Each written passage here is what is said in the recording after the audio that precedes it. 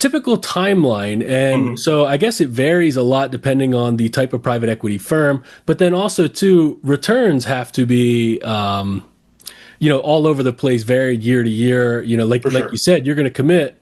You might not see a return on that investment, till way later. Maybe it's year three of a 6 year term or whatever it might be. Is That's that right. correct in how to think about it? Or Exactly. So your typical commitment would be something like 10 years, right? That's sort of the target for a private equity fund life cycle.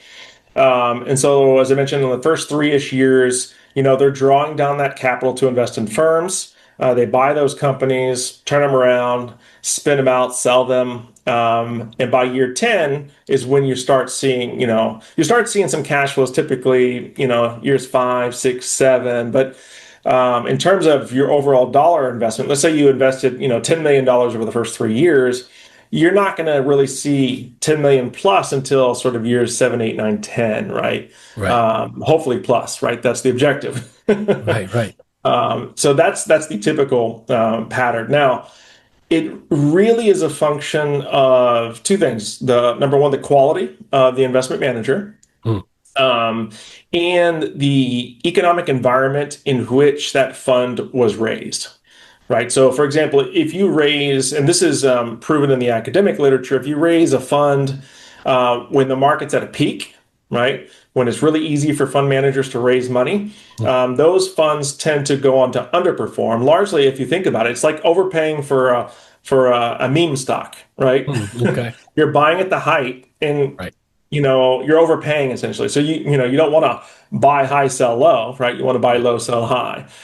So for funds that are sort of raised in a given year, we call them vintages, right? So any fund that is raised this year would be a 2025 vintage. Okay. Um, and it's going to have a certain characteristic in terms of performance, just sort of across all funds that are raised by private equity managers. Whereas in, years where markets where no one wants to invest capital, right? If you raised a fund, for example, in the wake of the global financial crisis, sort of 2010, right? Right.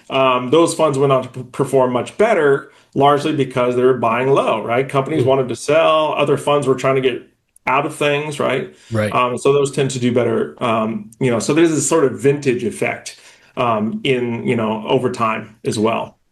So that's interesting, and in some ways, it doesn't clarify things for me when I look at it from a no, sorry, from what you said Yeah. was clear, but it doesn't clarify things for me from maybe I just don't have the sophistication or the intellect. But when I'm looking at it, it seems very difficult to value because Hmm. of the when did the firm start, right? How Correct. the opportunity cost, right? Financial term for how much could this money have earned in another investment of equal risk or whatever it might be, and then it seems very convoluted and there's kind of a mystery to it Hmm.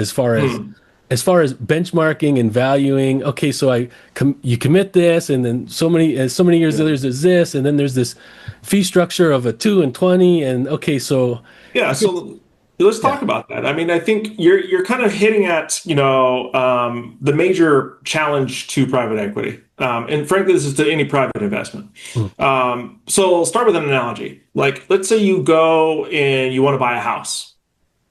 Well, it's not publicly traded. You don't know what it's actually worth, do you? Now, you know what the realtor wants to sell it for you, sell right. it to you for, right? That realtor, she or he's on the buy or on the sell side, right? They're trying to sell you something.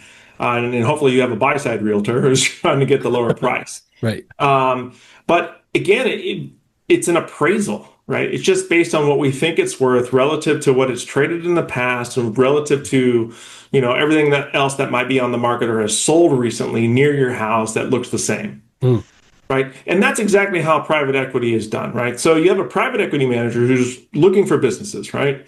And when they go to buy businesses, they take a look at the business, cash flows, obviously, mm, the management quality of that firm, and they come up with some valuation of similar firms in similar industries that are about the same size, that have about the same age in terms of, been around 10 years or something like that. mm, And they apply some valuation. Now there's some give and take between the private equity fund manager and the business owner who's trying to sell.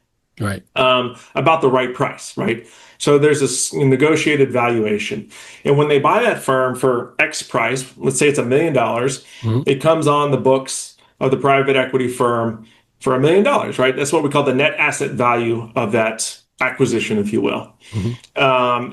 And then over time, the private equity manager is buying a bunch of businesses like that, right? Through a negotiated valuation process. Now, obviously, they have more sophisticated, but at the end of the day, it's still sort of, it's a guesstimation, right? Educated guesstimation. I Right. don't want to downcast their Yeah. skills that much.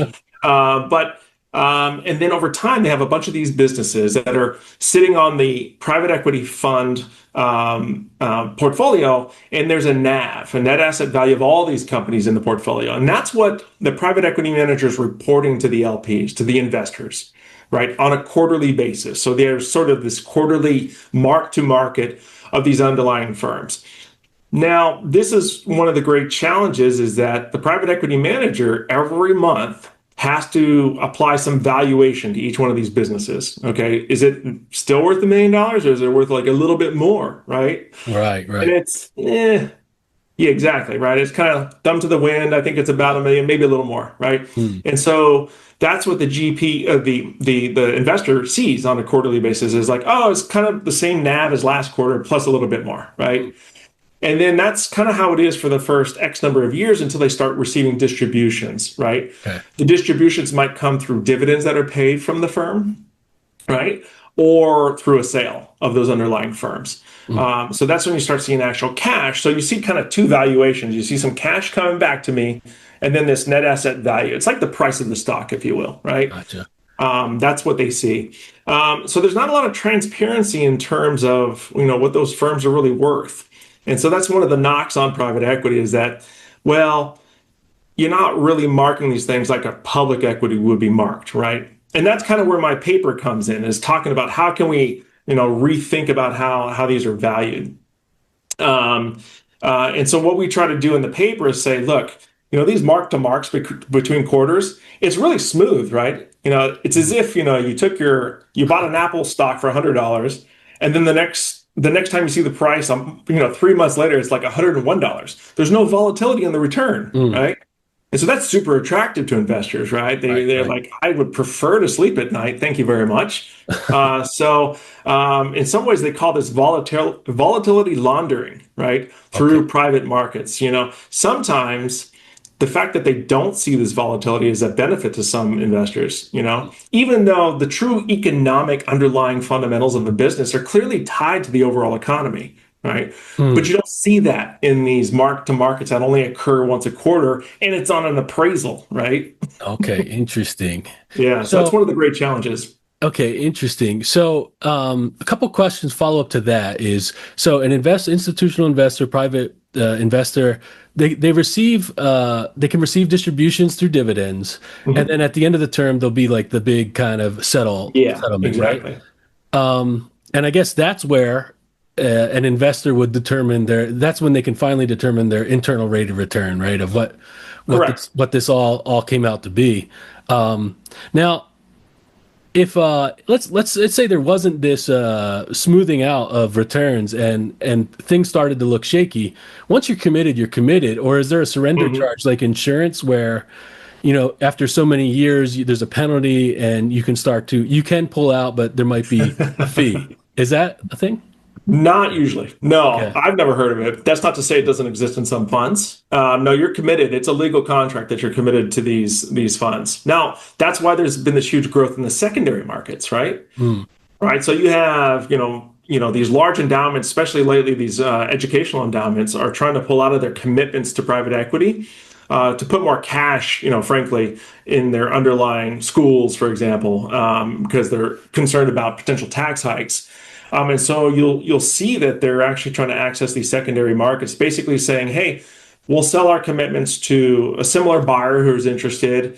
We'll take a haircut, so there will be typically a haircut Hmm. of X percent. Not depends how motivated they are in Right, right. terms of the potential upside that they have to give up. But the GP also has to agree to it. The actual private equity fund manager. like the Harvard Endowment is not just going to go sell their, commitments to some willy-nilly retail investor, right? Right. The GP is going to say, no, we're not going to do that. And the GP also has some interest to keeping a relationship going, frankly, with investors too. So, it's trust in a two-way form, right? Right. And it's a two-way trust business for sure. So Ken, The opinions and statements presented on this show are for general information only and are not intended to provide specific advice or recommendations. Never make any investment or financial decisions based on information offered on this show without first consulting your financial, legal, or tax advisor. All economic and performance information mentioned on the show is historical in nature and is not indicative of any future results. All indices mentioned on this show are unmanaged and cannot be invested in directly. All information is believed to be from reliable sources. However, we make no representation as to its completeness or accuracy. Lastly, all opinions expressed by Jason Cutitta and any guests on the show are solely their own opinions and do not reflect the opinions of or are endorsed by ToBA Financial.